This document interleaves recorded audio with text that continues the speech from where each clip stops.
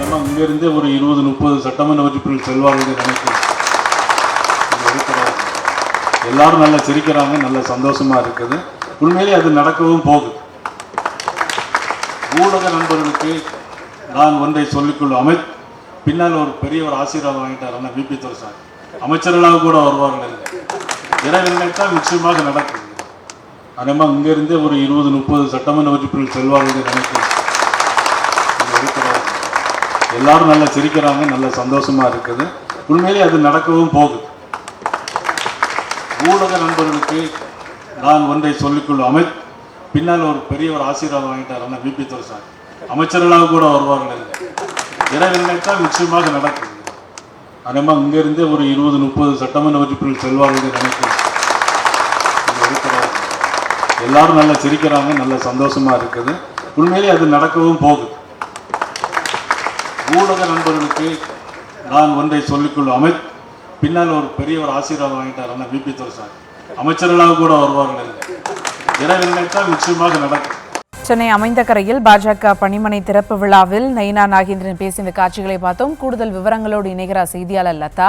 வணக்கம் லதா, விவரங்கள். சென்னை அமைந்தகரை பகுதியில் பாஜக தேர்தல் பணிமனை திறப்பு விழா நிகழ்ச்சி நடைபெற்றது. இதில் பாஜக மாநில தலைவர் நயினார் நாகேந்திரன் மற்றும் பலரும் கலந்து கொண்டிருந்தார்கள். இதில் நயினார் நாகேந்திரன் பேசியது தற்பொழுது பல்வேறு சர்ச்சையையும் கேள்விகளையும் ஏற்படுத்தியிருக்கிறது. முக்கியமாக என்டிஏ கூட்டணியில் கூட்டணி ஆட்சியா அல்லது அதிமுக தனித்த ஆட்சியா என்று பல்வேறு வியூகங்கள் கேள்விகள் எல்லாம் எழுப்பப்படக்கூடிய நேரத்துல நயினார் நாகேந்திரன் தற்பொழுது அந்த மேடையில் பேசும் பொழுது இங்கு இருப்பவர்களிலேயே 20க்கும் மேற்பட்டவர்கள் அமைச்சராக வருவார்கள் என்று நயினார் நாகேந்திரன் பேசியிருக்கிறார்.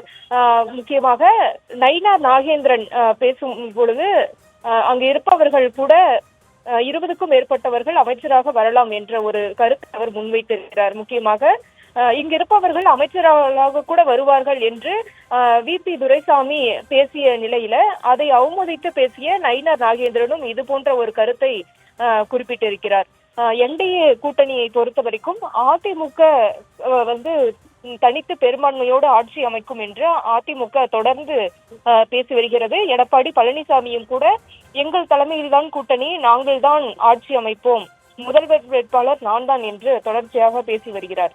மேலும் பல்வேறு விமர்சனங்கள், எதிர்கட்சியினரோ பல்வேறு விமர்சனங்களை தொடர்ச்சியாக முன்வைத்து வருகிறார்கள். பாஜக மற்ற கட்சிகள் கூட்டணி ஆட்சி விரும்புகிறார்கள் என்ற ஒரு வியூகங்கள் எழுந்து வரக்கூடிய நிலையில அதனை உறுதி செய்யக்கூடிய வகையில் தற்பொழுது நயினார் நாகேந்திரன் இப்படியான ஒரு கருத்தை தெரிவித்திருக்கிறார்.